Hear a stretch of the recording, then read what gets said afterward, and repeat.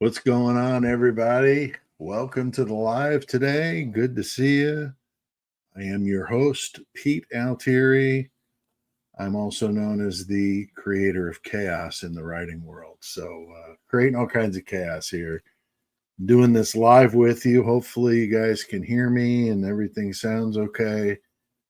Still doing these from the dining room, just so that. I don't, excuse me for a second. I'm trying to shut this off. You could hear two of me. It was driving me crazy. Excuse me for a second. I'm trying to shut this off. Okay, there we go. Sorry about that. I didn't realize it was a delay, and I'm hearing me in two places.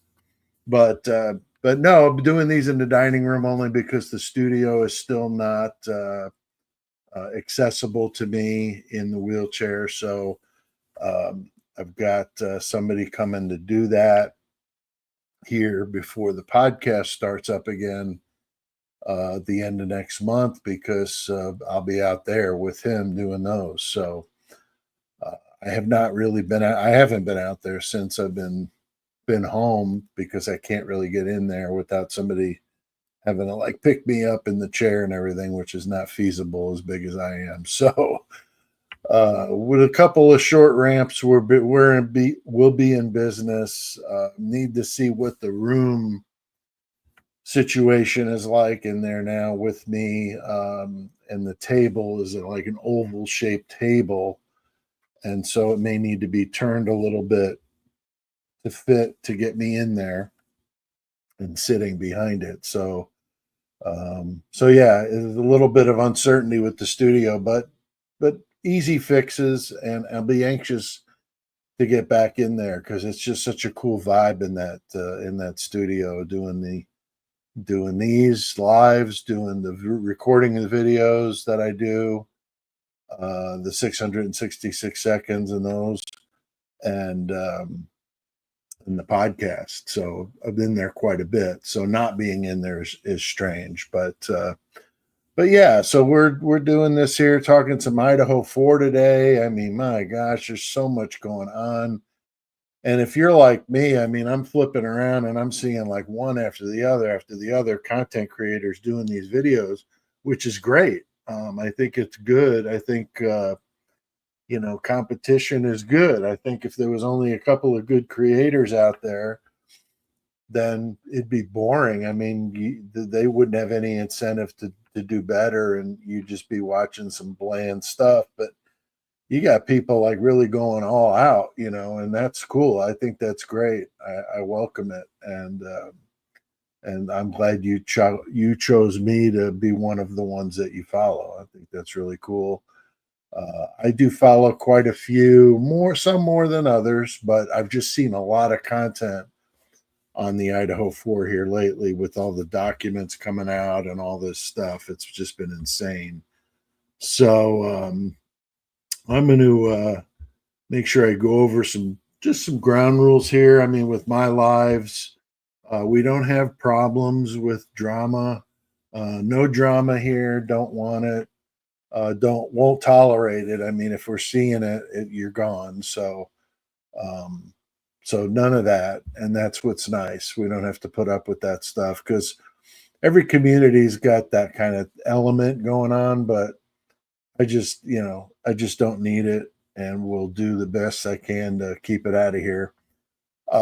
Also, I'm going to be the one. I'm doing this alone today, so I'm going to be doing the best I can to keep up with the chat, which is difficult when you're speaking as well. But my eyes are still messed up. I won't have the eyes corrected probably until sometime next month.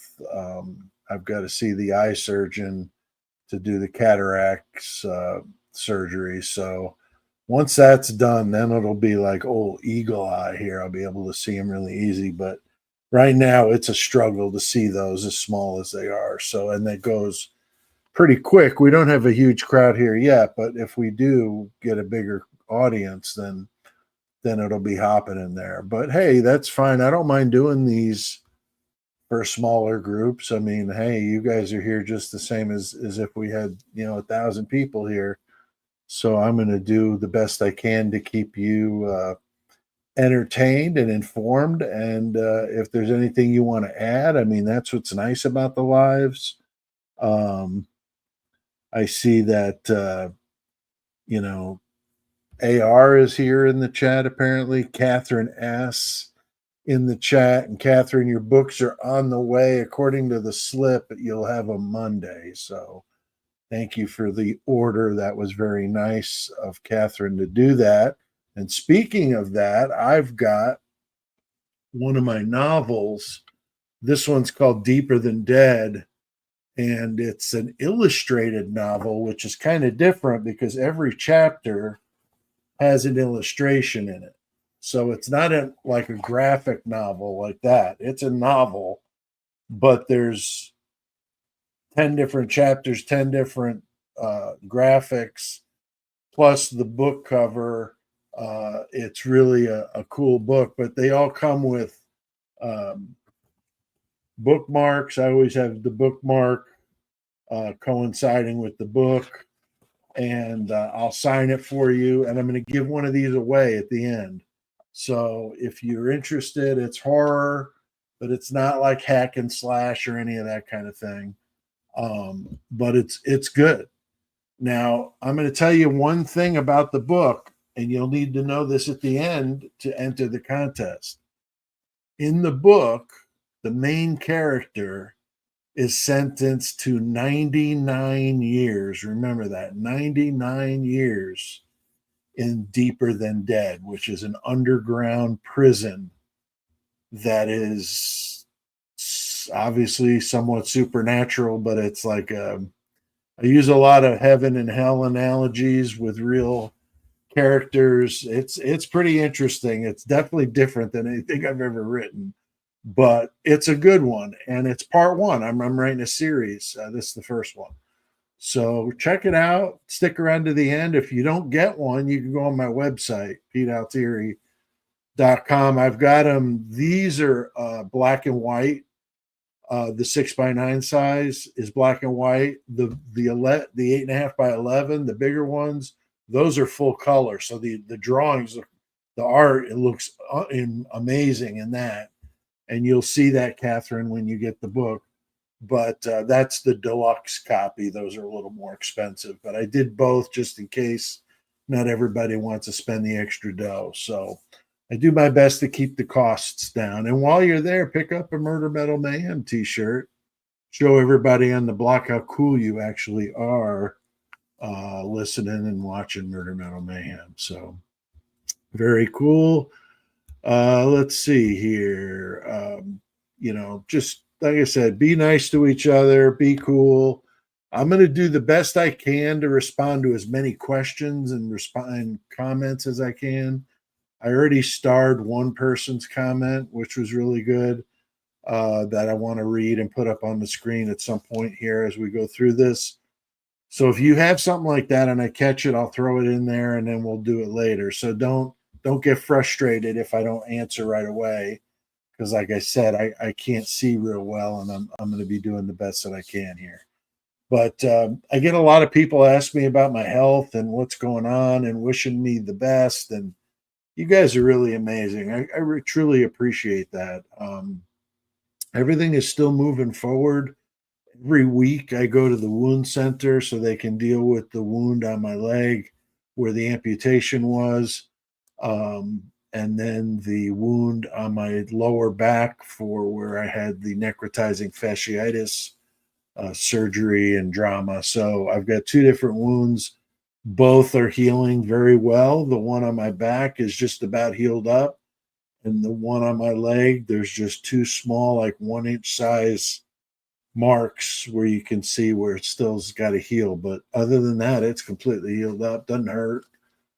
Which is nice at all. I don't take anything for that. So now it's just building up the strength to be able to deal with the prosthetic, and that's the goal, and that's what I'm working towards. So everything's going good there. I had stem cell technology helping it heal. the hyperbaric chamber was really key. And so, I can't complain. The VA took really good care of me. So thank you though for all that ask about it. The only thing that's been a problem with all of this truly is just that I can't work, so it's just tough to, pay bills when you're not working. And right now, the YouTube stuff is slowly starting to build back up again. So that'll be nice when a little bit of that is coming in. But I appreciate all you guys that support the cause. I truly do. I have had people ask about how to donate and that sort of thing. You can do it however you choose, of course, or not at all. I put up a banner at the bottom so you can see the different options. You can do a super chat if you want. And you can buy merch. You can buy a couple books or a book or whatever you want. You can be a subscriber, which is great. Most of you are. A member, even better. The Horns High Club, we got that for just $2 a month, and trying to do the best we can to take care of the Horns High Club. So all of you guys that are in the Horns High Club, thank you. You guys are awesome, especially the ones that stuck through several months of me not really doing anything on the channel because of all that was going on. I was in the hospital for a lot of that, so I was just I was a mess.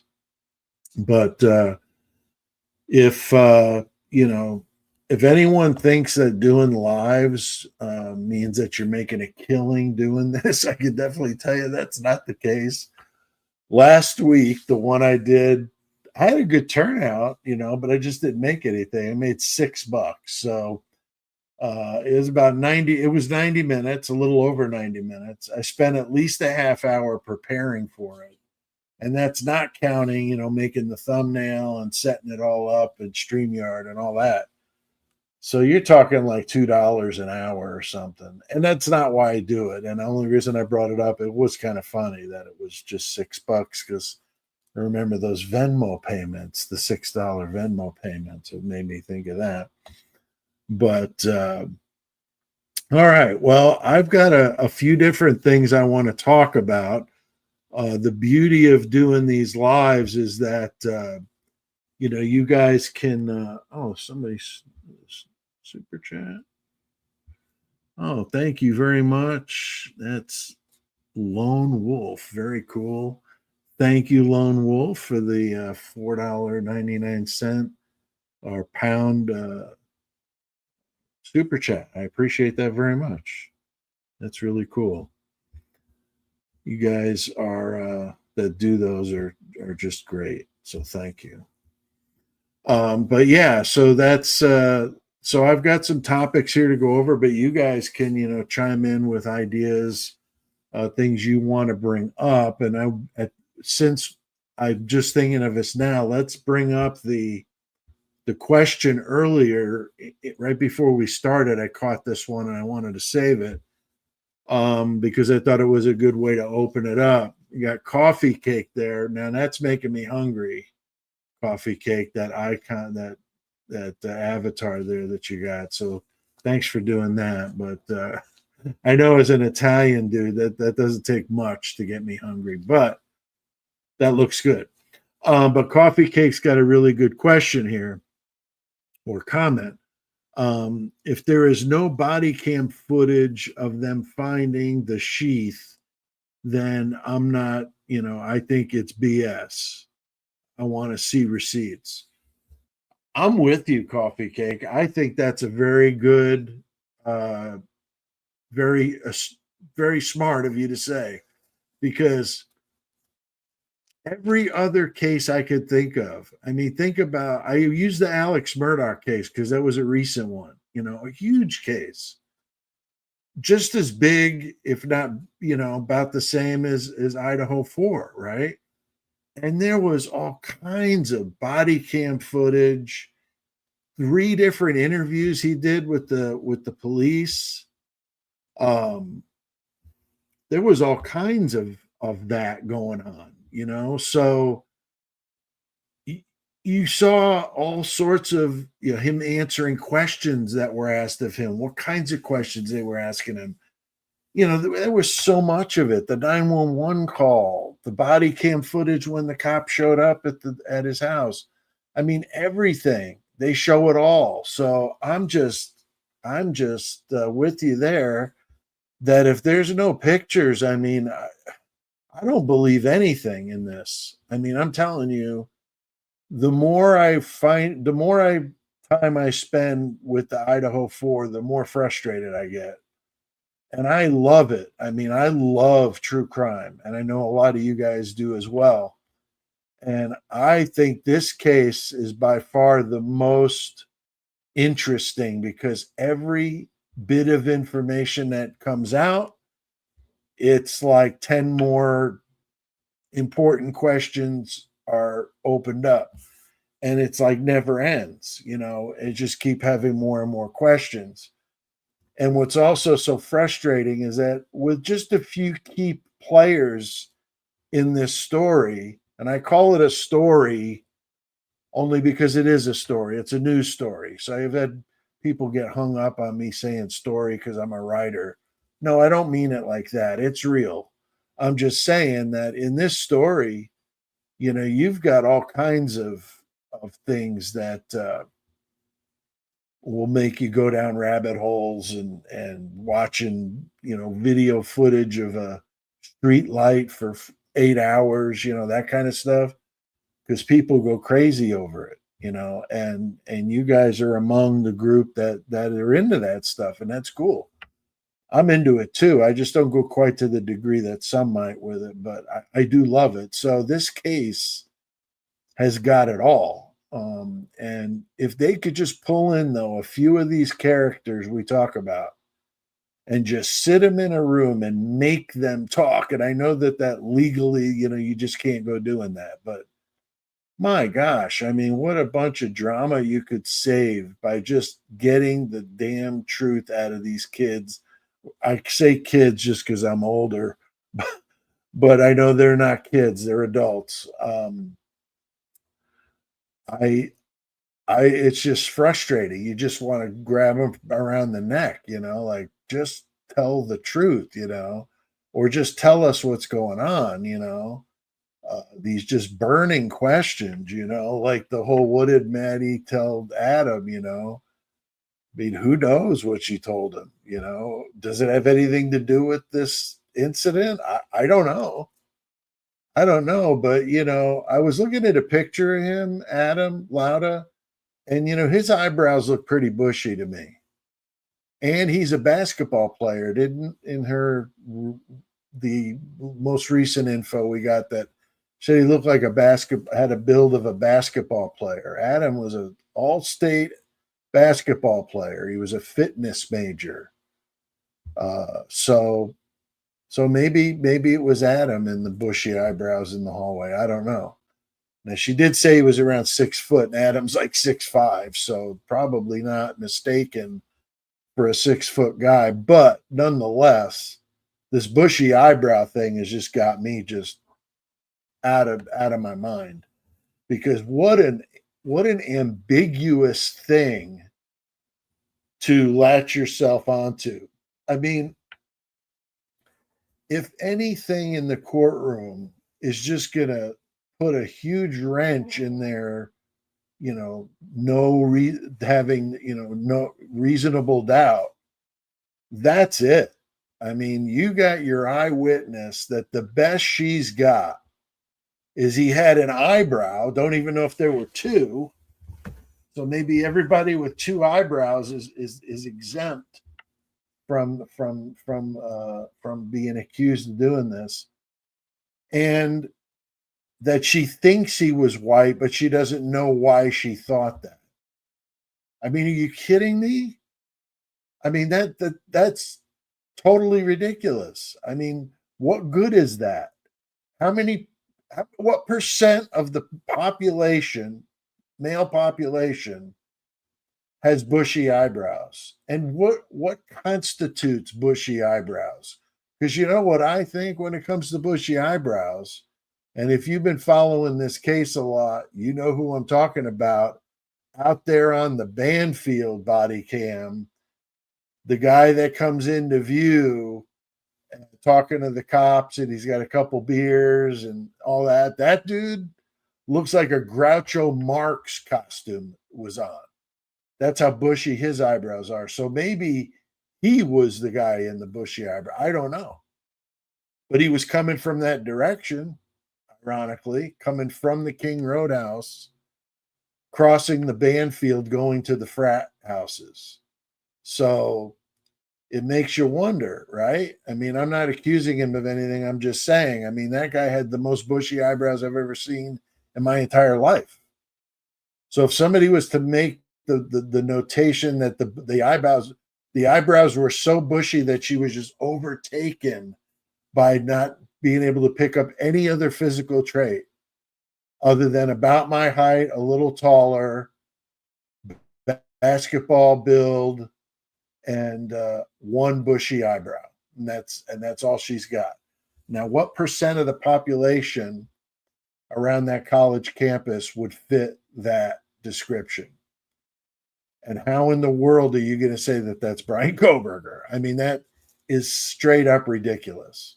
Okay, so I just don't know. You know, not to mention, I did a video on this about the eyes, right? She had this thing with eyes that she was like super interested. She was, I don't know if she was an aspiring artist or what the deal was, but Dylan, in her room, there were like stuff posted up on the wall and like a pad, I think, of her sketches of eyes, you know, and drawing eyes. And so maybe she had a thing for eyes, but the thing that's weird is she doesn't remember his eyes. She just remembers the eyebrow. So very specific to that question. And when people say, "Oh, Brian Koberger has bushy eyebrows," to me, I don't think they look any bushier than anybody else's, to where I would call that out. Now, again, the dude on the Banfield, that's the only thing you could remember about that guy. But when it comes to Brian Koberger, I'm just not seeing it. And maybe I'm wrong, but I'm just not seeing it. So that is just weak. I mean, that's like saying his earlobe was round, you know, and now we have to assume that she's talking about that guy with those round earlobes. I mean, it's just stupid. It just, I don't understand why we're hanging our hat on that. But apparently we are. And just like in Delphi, they hung their hat on a bunch of nonsense and put that guy away for life plus however many years he got. Terrible. So I'm seeing some people here just randomly in the chat. Got Rudy just saying, "What's up, Pete? What's up, Rudy? Doing good, doing good." Trying to get everybody in here. Rick Allen. Oh, it's spelled a little different. I thought you were talking about Richard Allen in Delphi. That's kind of wild. Hello from Leeds, England, in the UK. Hell yeah, Rick. Very cool, man. Very cool. Good to see you here. Got a lot of UK people coming in the chat and on the channel, and that's super cool. That's super cool. Looks like we're up near 150 people, so that's awesome that you guys are here with me. And oh, my friend Donna Lembo, she's one of the biggest supporters here, Murder Metal Mayhem. So thank you, Donna. Gifted 5 Murder Metal Mayhem memberships to the Hornseye Club. And the Hornseye Club is the membership here, $2 a month, kept it cheap. And the reason I do that is so that we can get more people in it. And basically what the perks are is that I give you the videos as soon as I upload them. So some of them come out hours or even days before the video goes live. So you get to see it way ahead of that. And then also I'm going to do a weekly live with the members, and that's going to hopefully start next week. I'm planning on doing it, and I'm thinking about doing it in conjunction with the live I do on the weekend. So we would do the live, and then at the end we'd have a different live for the members, and I'll do a special one for you guys, shorter, but still we'll talk about stuff and Q&A and just talk about whatever. I think it'd be fun. So I thought that'd make the best use of everybody's time. So you got that. Got somebody else gifted some memberships here. Tina, 5 Murder Metal Mayhem memberships. So thank you, Tina. Very cool. That is nice because that means that randomly 5 people in the chat here are going to get some free Murder Metal Mayhem membership for a month, and then you could decide whether you want to stick around and keep doing that, which I hope you do. And then remember, I'm going to give away a copy of my novel, Deeper Than Dead. I'll do that at the end. You just got to remember how many years did the character in this book get sentenced for, and I'm going to give you one more time, 99 years. 99 years. All right, remember that. You got to remember that. Okay. All right, very good. Well, thank you, Tina. Thank you for that. And really, really cool to see people here that I've never seen before. Here you got Sky Blue, Hey Pete, and everybody in the chat. So that's cool. And yeah, it's just nice to see some familiar faces. Here's Batshit Crazy. I see her all the time in Harsh's chats and stuff too. So what's up, Batshit Crazy? Good to have you back. And all right, so let's get started on my list of the things I wanted to talk about. We won't get to all of them because I never do. I talk too much. But I wanted to do BK buying the K-bar knife. Okay. Now, what I would love to know from some of you is, what is your theory on this whole thing? Because, of course, the guilters are going crazy because that was something we heard about but didn't know if it was a rumor. I always thought it was bogus because I'm thinking, if that's not the dumbest thing, I mean, we are supposed to expect to believe that this guy, Mr. PhD in training, is dumb enough to buy the murder weapon on Amazon with a sharpener at that. I mean, that's just dumb. I mean, seriously. Now, if he really did that and he's the guy that's guilty, then put him away. I've never, ever said that I don't think there's a chance that he wasn't somehow involved in this. I don't know. I've been leaning towards I didn't think he was, but this certainly makes me wonder, what is the deal with that? Like I said, if that's true and he really did do this, he just needs to be slapped in the face for being so stupid and then put him in a jail cell for his life. Because this is a horrendous crime, but I'm having a hard time believing it. I mean, what do you guys think? What do you guys think about that? I see somebody here from Long Island. Very cool. From my home state of New York. Not anymore, but it was at one time. Very cool. So yeah, I just can't I can't get over it. I can't. And it is frustrating because, like with all this stuff they give us, we get partial information. Okay. So we know he bought or supposedly bought this knife with a sheath and a sharpener in was it May of 22, something like that, which would have been right around the time that he was moving out there, because I think he moved out there around that time. Now, what do we use K-bar knives for? Okay. Now, anybody that's seen First Blood, which is a very brutal movie, Sylvester Stallone, First Blood. The book was better, but the movie is wild. He uses a K-bar knife. Okay, that I think in a lot of people that's around my age or so. I'm 58. Anybody that's got the idea that this K-bar is this just the weapon of choice for somebody that's going to go do something like this is sadly mistaken. Sadly mistaken. Okay. Now I was in the Army, so we didn't get knives. A lot of us use Leatherman tools, so that had a knife on it. But you're talking about like a pen knife. This is like a butcher knife.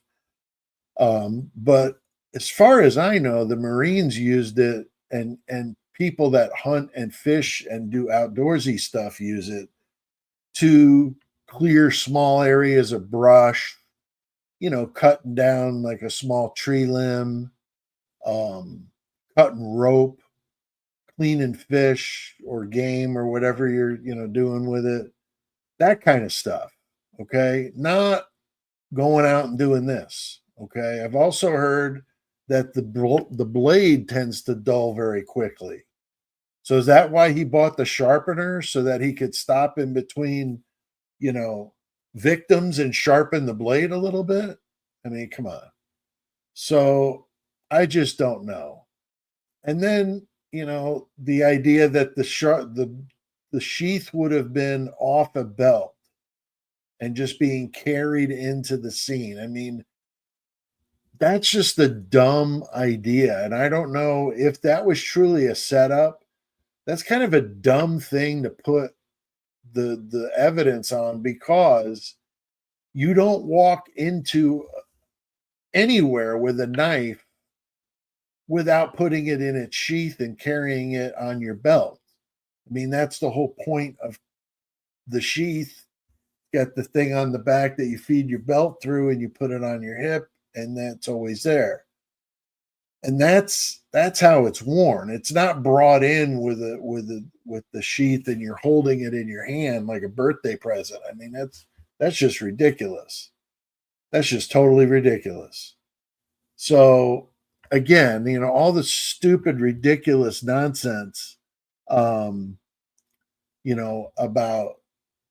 how this knife and sheath even are part of this story, but that's part of it. And then you got where it was found, okay, underneath Maddie and a comforter that was on the bed.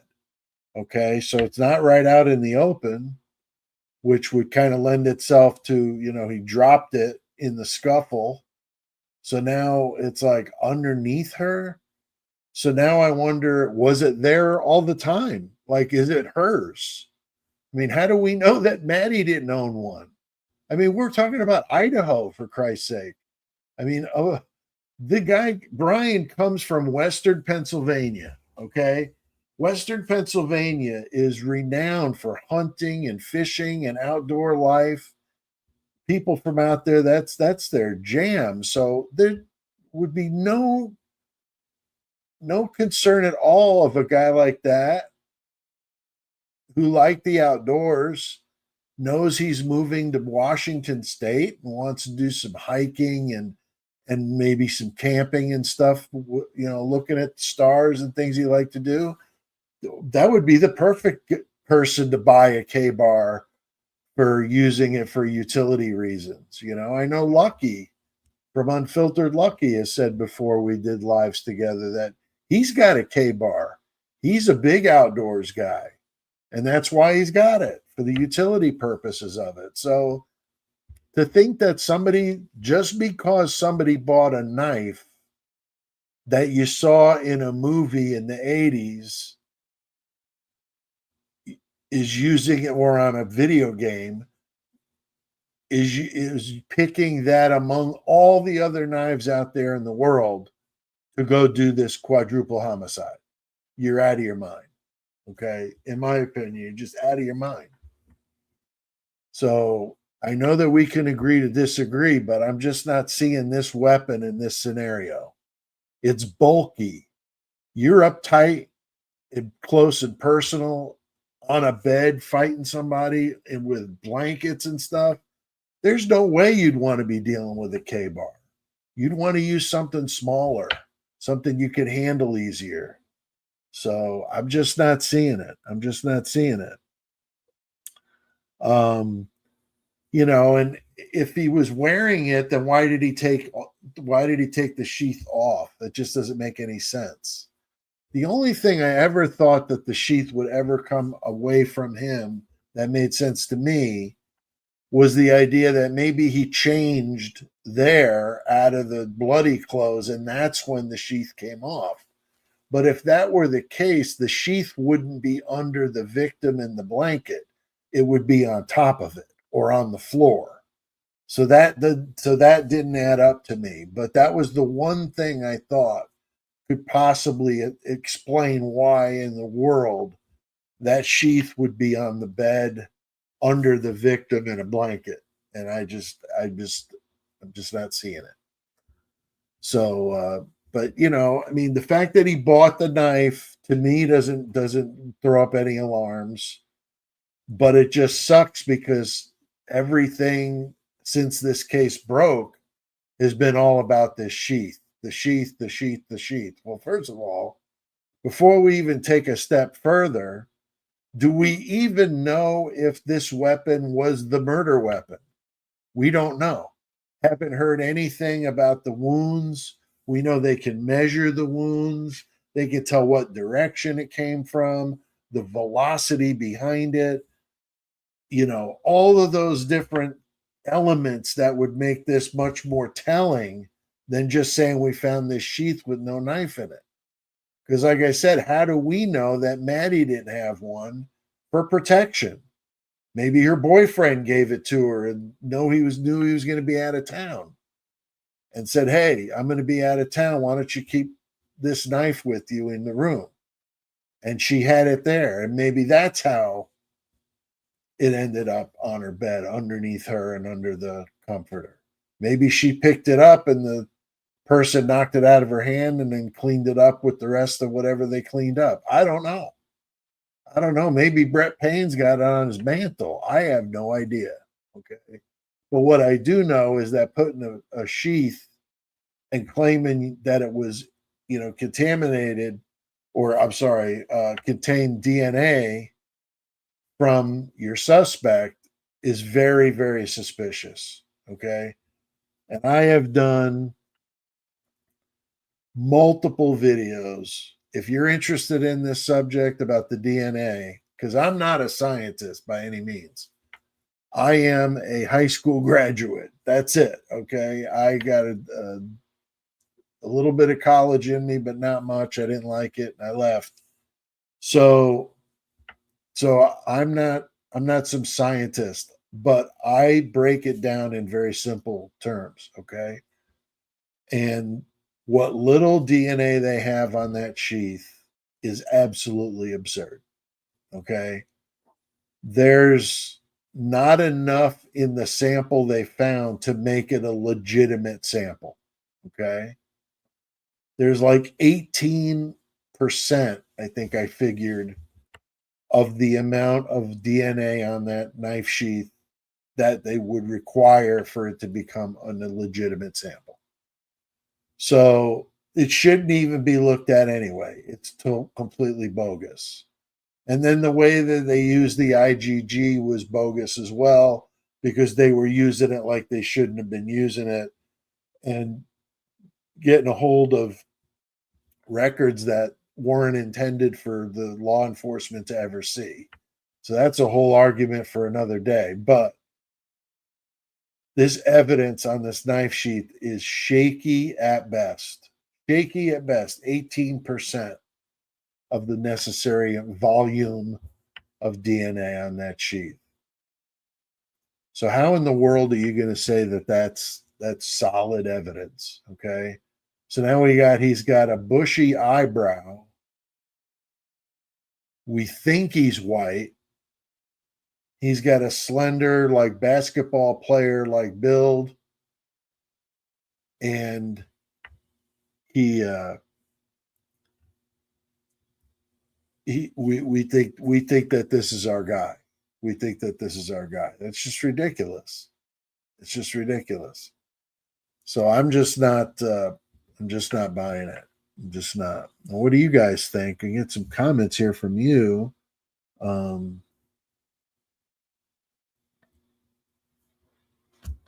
Let's see here. Somebody just says, Linda McNamara. His print could have been lifted and placed on the button. I agree, Linda. I think that's a very good point. I think they could have easily gotten some DNA from him from a variety of ways.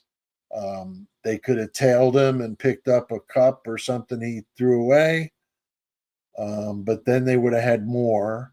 So would have had to have been something probably minor to start with. So I'm thinking maybe a door handle or something like that he touched, and they got some of that, because we're talking about like a speck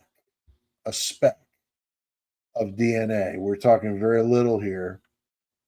And then that even throws up the question, how did they test this? Because I've been told you have to burn up some of it to test it. So how are they testing this multiple times without destroying this sample? So it's no way that you can even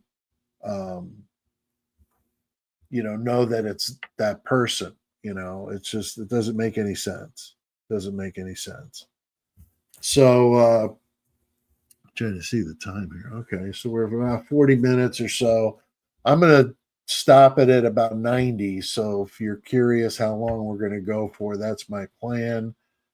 If it ends sooner because we're done, then we're done. But I'm pretty sure we'll go into that.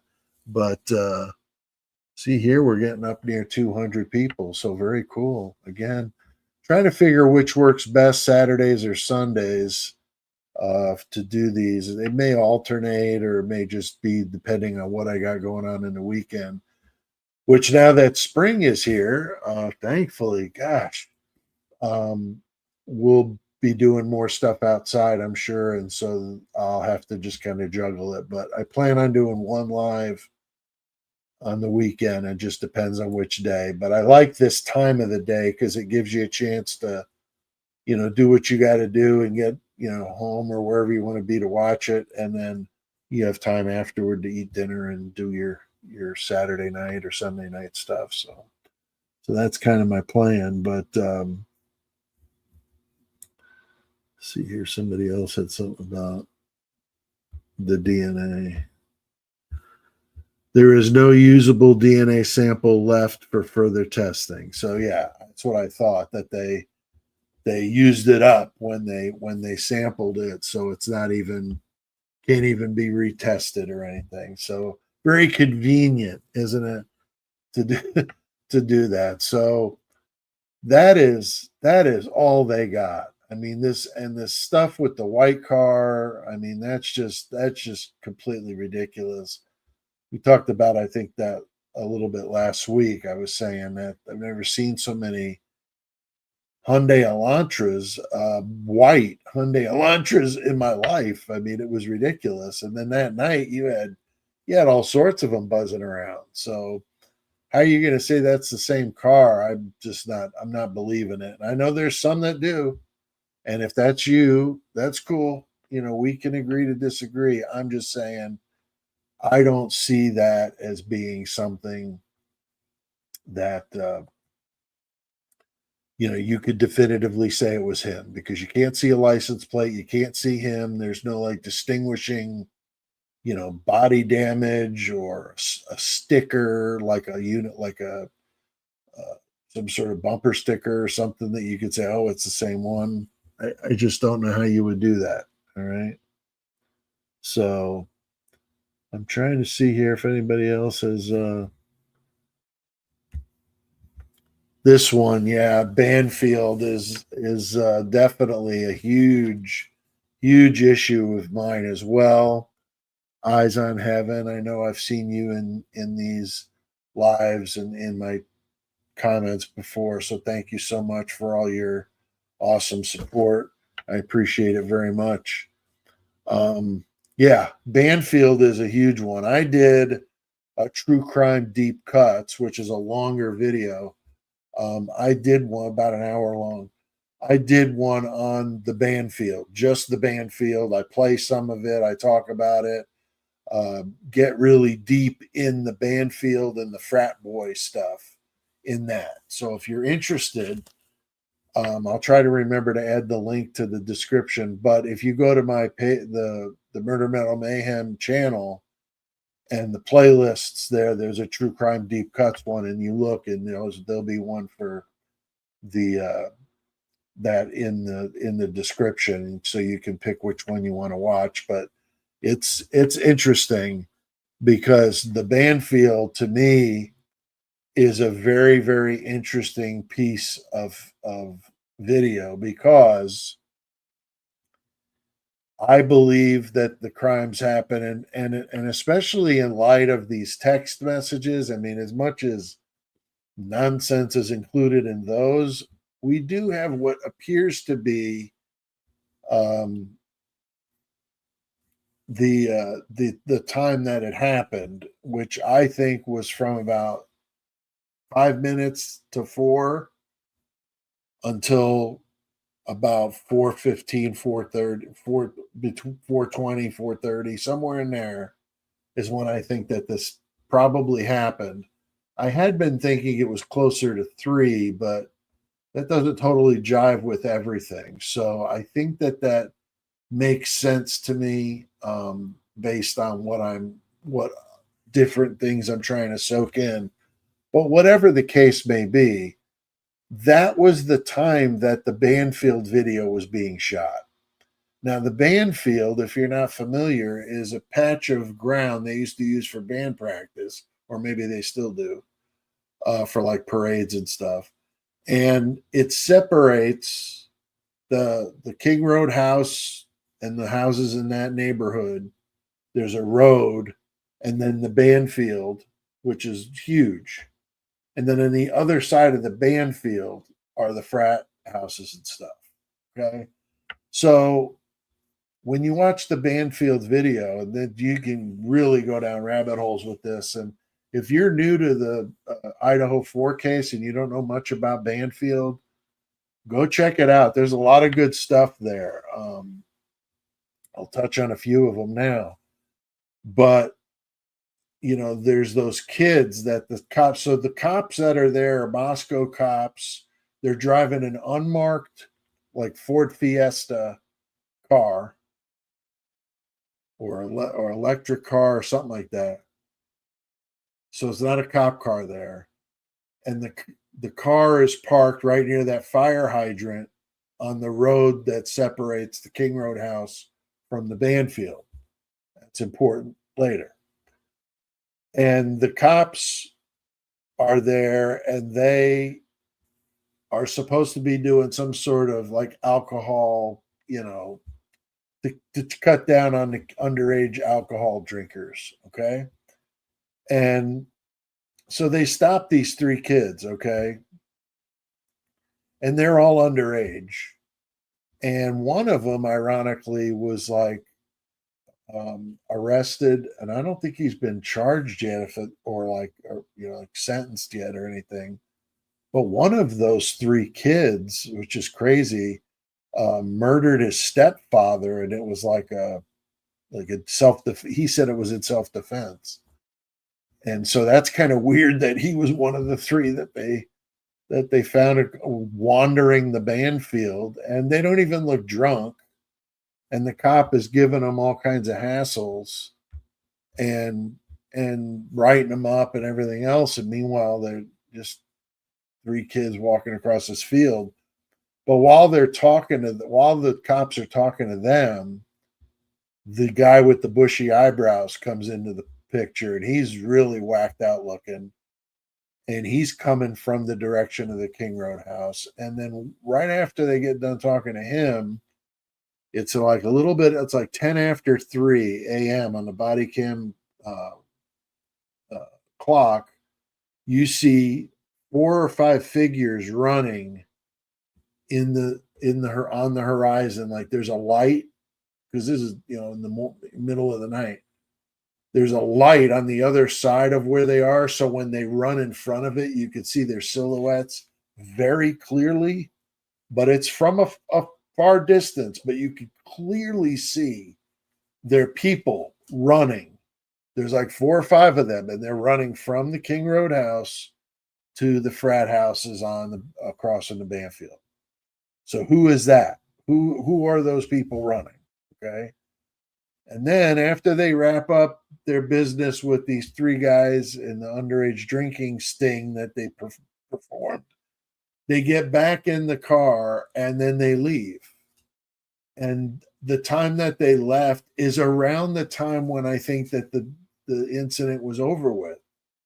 So now I wonder, were they really on the Banfield for alcohol, awareness or whatever the hell nonsense they were trying to push? Or were they like lookouts? Or were they intended to be there to avoid a problem, to avoid somebody getting away, or to avoid a neighbor coming out and causing some kind of drama? They had cops there to deal with it. I don't know, but it does seem very suspicious that they showed up right before or right at around 4 o'clock, and they left there. It was like 4:18 or something like that.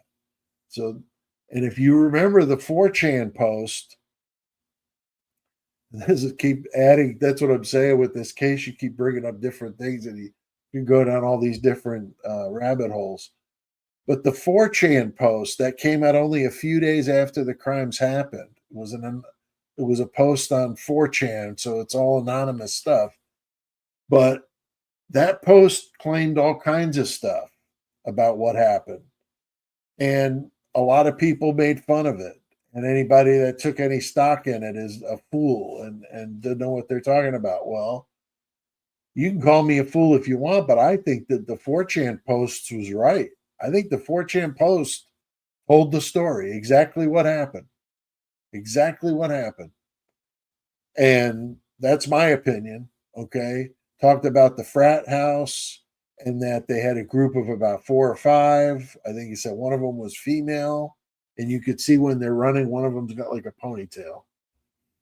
And they talked about the Ethan's nickname, which at the time wasn't out yet. There was all kinds of stuff like that. One of the frat boys, the fact that his dad was involved in a business that did professional cleaning. So people were questioning, what kind of, did that come to play in the cleanup part of it, Not to say that the company came in and did that. I'm just saying, like, people that know how to do that kind of thing.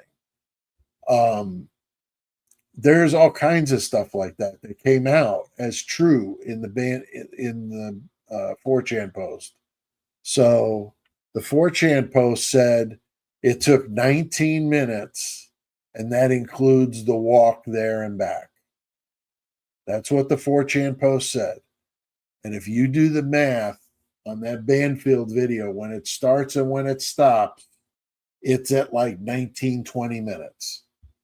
So that's weird. The same 19 minutes.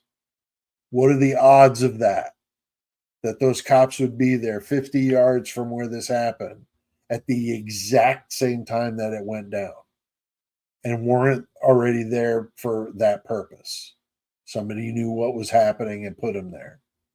Or just lightning struck 500 times in one spot and just the luck of the draw, they ended up out there doing alcohol awareness with college kids in the middle of the night.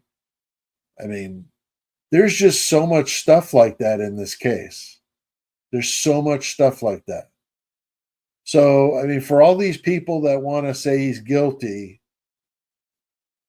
there's so much reasonable doubt in this case that I honestly don't know how any one juror would ever be able to say, I have absolutely no doubt that he did this. There's no reasonable doubt has been brought forth And I can't say that there could have been maybe another person that did it. I cannot see that. I just simply can't. Let's see. And just throwing this comment up, I didn't read it. Just saw a few words here. From Sandra S. says, "Trust me, I've been saying for ages. Go back to the beginning. You'll find that it's the truth." So yeah, she's talking about the 4chan post. 4chan post was only like days into the case. Days into it was when that became a thing, and a lot of people thought it was a joke and this and that. But man, that stuff was right on, I think, honestly. And I have toyed around with just about every theory you could possibly imagine. But to me, the 4chan post is the one that rings the most true of all of them. And that it was the frat boys that did this, or at least were part of it. Now, maybe there were other people too, but there were early on in the case newspaper articles written that the frat Sigma Chi was considered suspect very early on. And we all know that the frats lawyer up. So they were all lawyered up, best lawyers you could buy. But the state police were like, look, and then all of a sudden it was like magic and it was gone. And they were on to Brian Koberger. So it just seems really weird to me that you'd be so hot and heavy on one angle and then drop it immediately, especially in light of the fact that there's so many strange coincidences, like the K-bar knife. You talk about K-bar knives, you can't swing a cat in any direction from the King Roadhouse and not hit a K-bar knife. We got multiple knives over there at Sigma Chi. Multiple knives like that over there at Sigma Chi. I want to know, did the police examine them, test them? I mean, do we know that they're not where the knife came from? I would love to know that. Never heard anything about it. And again, you're in Idaho. I mean, it's a very, very pro fishing, hunting, outdoors, all that, hiking. The perfect knife for somebody that does stuff like that. So it just doesn't seem. But and no evidence of any weapon used, that we've seen. Okay. We remember in an early interview that Steve Gonzalez and Christy Gonzalez did, where he said the wounds were different on Maddie and Kaylee, that the wounds were different. We talked about, reading some of those descriptions of those wounds. I mean, like gouges and this and that. I don't think you're seeing that kind of a wound with a K-bar knife, okay? Especially if it's been used repeatedly, like it had been in those attacks. If it was the weapon, it would have been used repeatedly. I mean, Kaylee had 57 wounds on her or something like that. So think about that. That's going to dull a knife. It's going to dull the knife. So I'm just not seeing that type of knife used there. But that was an interesting comment from Sandra. No evidence yet. We haven't heard anything of a kind of weapon. I thought I remembered hearing something early on that, one of the weapons was most likely like a small, like a machete or like a knife like that, blade like that, something with a little more weight to it that's going to cause more of those gouges and deep wounds as compared to a knife. And if you had multiple people doing this, you could have had, multiple weapons going on all at one time. So it just could be a jumbled mess, but that's what the autopsy and the examination are supposed to tell us, So I agree that this, is good stuff to go back to the beginning sometimes in a case like this where it feels like nothing's changing, it's just stalled. Now, thankfully, it hasn't been stalled at all because we've been getting so many people that, or all this new information that's been coming out, and we're able to hear all these new things like the text messages and the 911 call, which are huge. I mean, geez, I remember saying in the very beginning how nice it would have been to hear the 911 call, but we didn't have it. We didn't have it. And then when they released it, it's like, why couldn't we have this? Like, what was there about the 911 call that would make people think that there was some big secret told there? I don't know, unless it was edited out. I don't know what the hang up would be about that. I just don't. I just don't. So just looking here at some comments.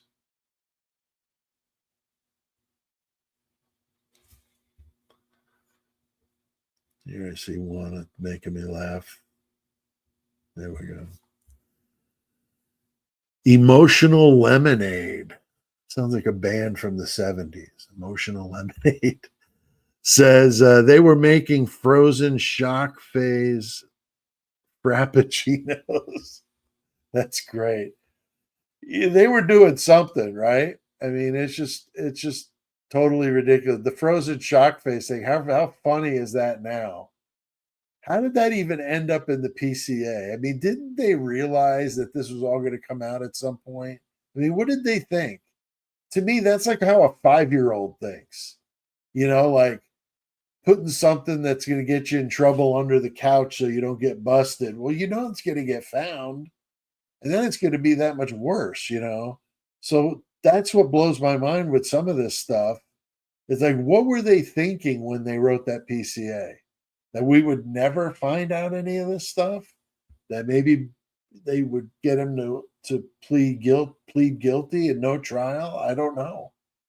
I don't know, because to me that's just totally ridiculous. Totally ridiculous. So let's see here. How we doing? Just hitting an hour here. So we got about a half hour or so to go. Don't forget, stick around to win your chance to get the Deeper Than Dead novel. Deeper Than Dead novel. And one last time on the hint for the question, the main character in the book sentenced to 99 years. Remember that, 99 years.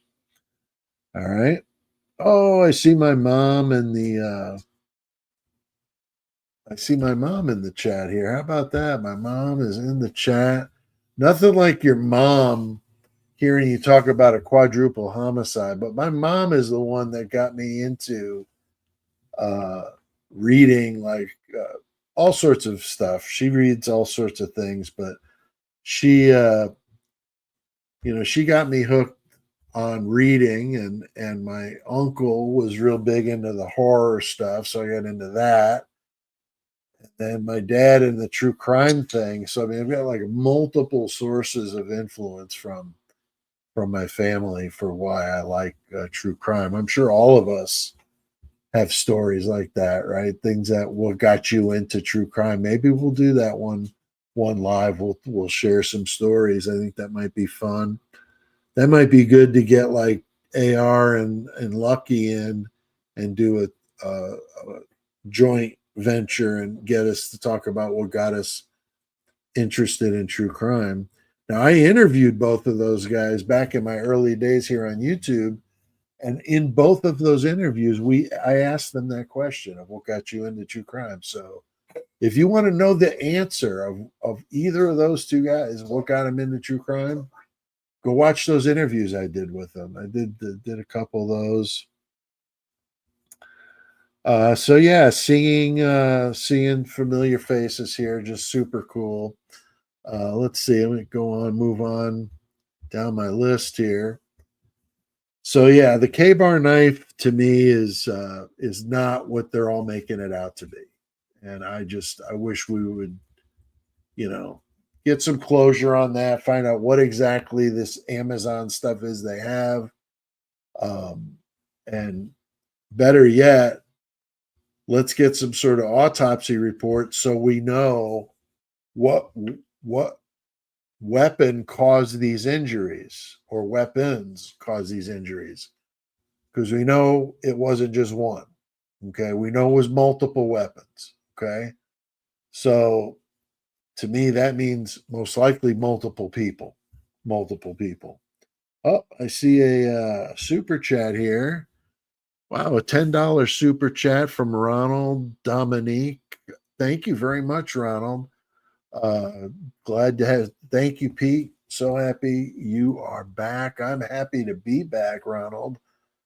Definitely nice to be back in the action instead of wasting away in a hospital room. It was terrible. I was so lonely. I couldn't stand it. If it wasn't for AR and my parents and my sister and my wife that visited me every day, I would have just lost my mind there. But thankfully, I kept enough of my mind together to get home so that I could come back and do more YouTube with you guys. So thank you though for that super chat. That's really cool. Yeah, if you're interested in doing any of that, I got the creeper at the bottom of ways you can donate to the channel, or if you want to do super chats, that's fine. I appreciate all of you that are just here. No pressure. I'm just making people aware of it. But let's see here. What's my next item on the list?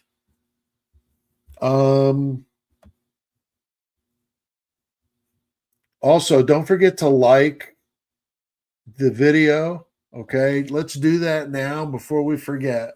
Give it a quick like. Subscribe to the channel if you're not a subscriber. I just passed 10,000 subscribers. So thanks to everybody that's subscribed. But let's hit the next hurdle. Let's get 15,000. Okay, that's the next goal in my mind. Let's hit 15,000. So go on and subscribe. And if you're watching this on the replay and you could drop a comment below, do that.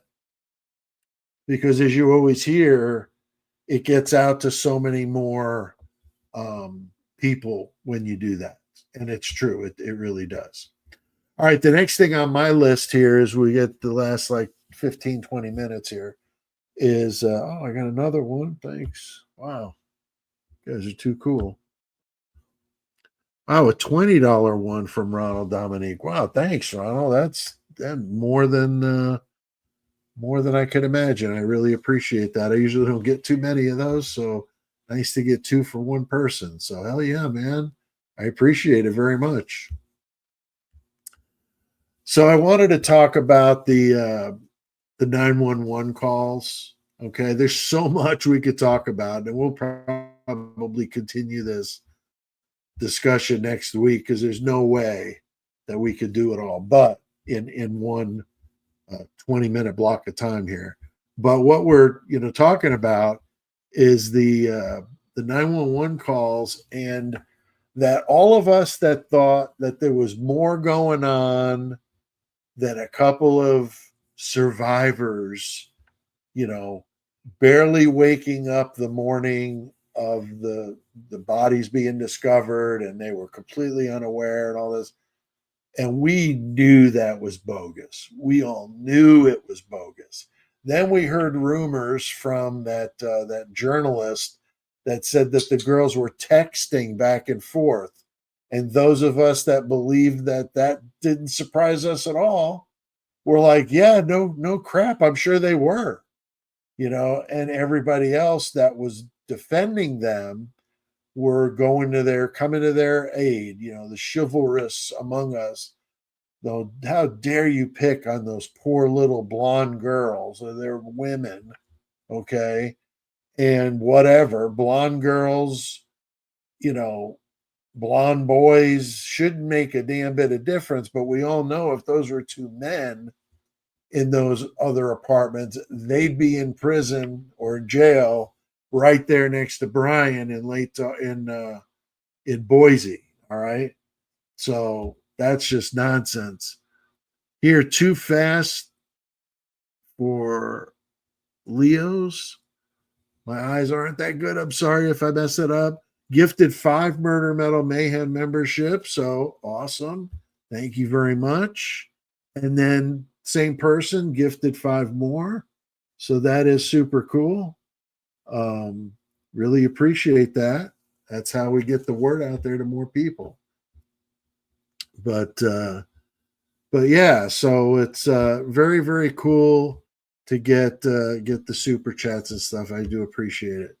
But we're all vindicated now because we knew it was bogus, and now we get the first batch, which doesn't make any sense to me. Why would we have been given half of them and then the other half later? Like we weren't going to realize that this was just an ongoing chatathon here with these two, but they were all over this, all over this discussion.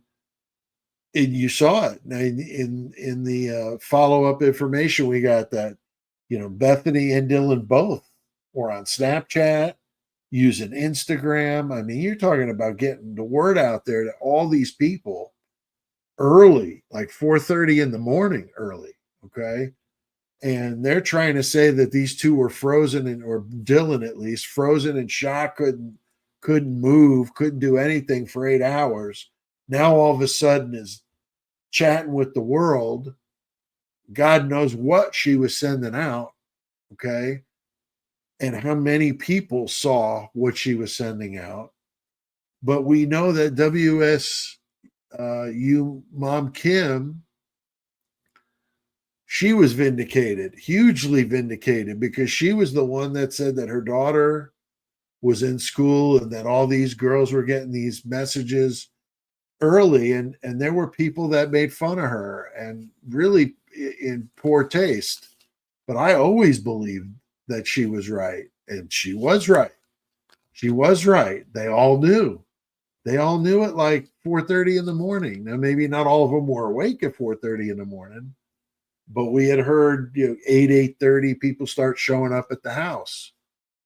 So for those of us that were saying this since we first started learning about this case, some big vindication, and it feels good, doesn't it? It feels good to know, okay, I wasn't totally in left field. They were chatting with everybody, calling mom, calling dad, dad calling them, texted mom, texted dad. I mean, this was back and forth, calling unknown numbers. That was going on. Dylan was on Instagram for 2 hours at some point. I mean, that's just crazy. Then we also know, to top it all off, Bethany took pictures. Okay, not a picture, pictures. We don't know how many pictures, but we know there were more than one. Are you kidding me? It was right after she hung up from calling her dad, she took pictures. What in the world was she taking pictures of? I've seen a lot of that in the comments these last couple days since that was announced. What was she taking pictures of? Was she really going into those rooms and taking pictures of that stuff? I mean, what else would she be doing at 4:30 in the morning on a Sunday after supposedly scared to death all night that you were going to die? What could she possibly be taking pictures of? Selfies? Was she taking pictures of, the DoorDash delivery on the counter? Or was she taking pictures of the crime scene? And if so, where are those pictures? Where are those pictures? And she's going to sit here and come off as some helpless, woman up in a tower like Rapunzel needs help getting down. Ridiculous. Totally ridiculous. And Dylan, same thing. Same thing, the both of them. So the fact that they lied that extensively to say that the frozen shock and all this stuff, a complete lie. So either the police knew it was a lie and that's what they put in the PCA, or that's what they told the police, and then now it's come out that that she did know. But why has this been held from everybody for so long? So we can still sit here and debate, did she not know? Did she talk to the police, or did she know what was going on? Now we know that she did. And Bethany did too. So I don't know. I mean, it's incredibly frustrating, and it really is an issue with me, because I think of, if the shoe was on the other foot, like I said, two freshman boys, roommates in that house that were unaffected by this, they'd have been snatched up. They'd have been put in a room for hours and hours and hours. They wouldn't have had the ability to lawyer up. And we've heard rumor, I don't know how much of it's true, that one of them was, or more than one, was interviewed over the phone. Interviewed over the phone for something like this. That's ridiculous as well. So many of these things are just totally ridiculous. All right. See, we're right around 200 people. That's really cool. That is super cool. I really appreciate you guys taking time out of your day, your Saturday, to hang out with me. Another thing I was curious from you guys is, who do you think made the decision to call 911? Was it Dylan or Bethany? Was it Hunter Johnson? Was it one of the other kids people that were there? Or was it some outside person, like one of the dads, or whoever was calling the shots? Because my guess, it would have been above their pay grade. If they were involved in this, there was somebody else involved outside of this that was maybe calling shots. Okay. I'm not seeing these two female roommates having the wherewithal to do that, only because why in the world did they use their own phones? I mean, they were that stupid that they couldn't get a couple of burner phones to back and forth text and call each other and everything else, and use their own phones to just kind of create the alibi. Instead, they're doing all this super chat, or Snapchat and Instagram stuff, where they know that that's going to be found. I mean, that's just unbelievable. These are young kids that would know what kind of stuff the law enforcement can get. And I just don't understand it. I just don't understand how they could be that stupid. I mean, seriously, what in the world are they teaching them there at University of Idaho to make somebody think that's a good idea? It's just absolutely crazy. So I do think that there was somebody else involved on the outside, pulling the strings and all that. And there's plenty of people that think Dylan and Bethany weren't even there that night. They were in some hotel. I've been hearing something about some local hotel where Bethany was, and she was trying to get Dylan to come to the hotel with her, wherever she was hanging out with, by herself or with people. I have no idea. So, all very plausible. That's the problem with this case, is all of this stuff is very plausible. You can't sink your teeth into one way of a theory, because so many of the theories sound like they could be true, right? If you think the drug angle was maybe your theory, well, there's plenty of stuff to make you think that's true. But then what about the frat boys? Or could the frat boys have been involved in it, even if it was narcotics or something like that? Very possible. All right. All I know is that we are passing 200 people in here. So that's really cool that you guys have not only been here with me, but you've stayed until close to the end, unless it's the book, unless it's this Deeper Than Dead book that you want. Now, the way this is going to work, okay, is I'm going to pick somebody randomly in the chat. Okay, I'm going to use a random number generator, and I'm going to pick somebody in the chat, and then I'm going to give them this book. But here's the only catch: you got to be here in the US. And that's just because the postage is just absolutely brutal with sending these out overseas. So I apologize for that, but only for US. Okay. And like I said, I'll sign it and I'll send it to you this week and you'll have it and you can check it out. It's a novel. It's not that long of a novel, so it's not crazy long. But it's interesting. I think you'll like it if you like suspense, a little bit of horror, supernatural in there, thrown in there too. If you like stuff like that, like Preacher, like that storyline, kind of a little bit of that um, idea. I was a big fan of that show. I like that show. I'm not a comic reader, but I did like that. All right. So what I'm going to do is I'm going to use my phone and I'm going to see roughly how many people are in this chat so I can figure out how I'm going to do the how I'm going to give this away. And then what I'll do is I'll just call out your name, and if you're in the US, then you win. If not, it goes to the next person. And you have to comment or chat back right away so I know it's you, so I know who we got, and then I'll tell you how to get a hold of me to give me your address and stuff. Okay. So let's see here. All right. Let me do some counting.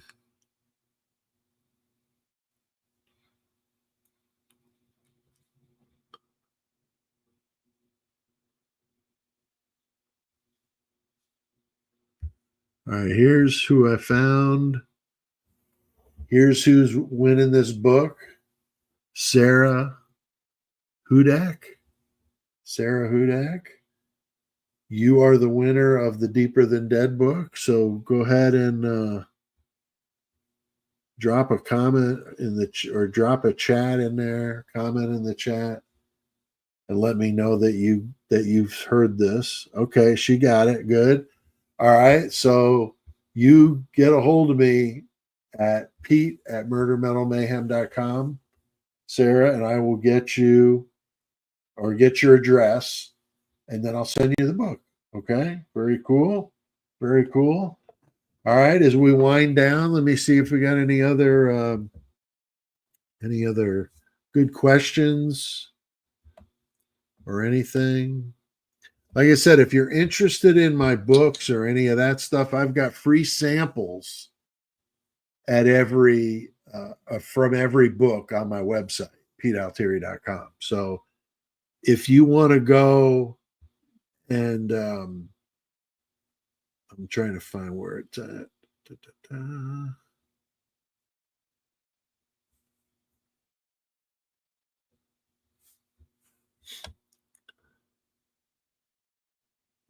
Oh, here we go. You can go to petealtieri.com. I've got free samples on there so you can read, a chapter. I've got a chapter from each of my novels, and I've got a short story, a full short story from each of my short story collections. Those are more like old school Stephen King, Clive Barker, with a little old like Poe, Lovecraft, um, those kind of authors, huge influences on me. But those short stories, there's some good ones in there. So if that's more your thing, you can get one of those. You could read the samples on there and see which one you like, and then just buy that book. And then you got at least one story in there that you're going to dig. But it's fun. I'm working on the nonfiction one now, which is the story of what happened to me this last summer with the necrotizing fasciitis and then losing my leg. But once I'm done with that, then I'm working on some other short fiction stuff for a project I want to do that I was actually getting ready to do right when I got sick. So kind of a pain the way this all worked out. So many things were put on hold over this. So I'm really thankful to be back, and I appreciate, you guys for sticking with me and for wanting to help me out by just watching the videos. I mean, I really appreciate it. Like I said, I don't show you the PayPal stuff for any other reason than people want to know. You could be here for there's no cost, right? You're just here soaking it in, and that's fine too. And however you support the channel, but like, comment, subscribe, do all that before you leave. If you can do that, we're even. Okay. If you can do those three things for me, all right, like the video, comment below, and subscribe to the channel, you will have paid your debt to me today. All right. So yeah, we hit over 200 people here, which was a little more than I was expecting. I would like to do this every week, so maybe we'll build our audience doing this. It may be Saturday or Sundays, but it'll be around this time. 4 o'clock Central is about the time I'd like to do them. Now, I'm not saying I won't do one in the middle of the week just because I did one last week with AR and Lucky, but typical days I'm going to do these for you guys with just me will be the weekends. Now, I'm already talked to AR about getting him in on one. I know Lucky and I are going to do one, so I will have guests on periodically. So it won't always just be me, but I don't mind talking to you by myself. Hopefully, I wasn't too boring. And let me know what you think or thought of the presentation. I got plenty more in me, and I got some good videos coming up. I've got a really interesting one about JM that I'm getting ready to break.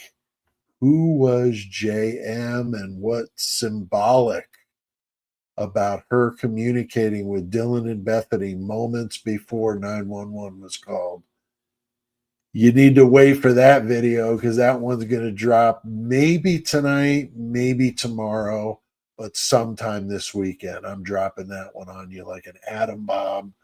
It's pretty interesting. I found out some really crazy things about that. So be on the lookout for that. And with that, I will sign off. Again, great to see everybody. I appreciate your support very much. And you guys in the Hornside Club, you rule. And we'll see you guys next time.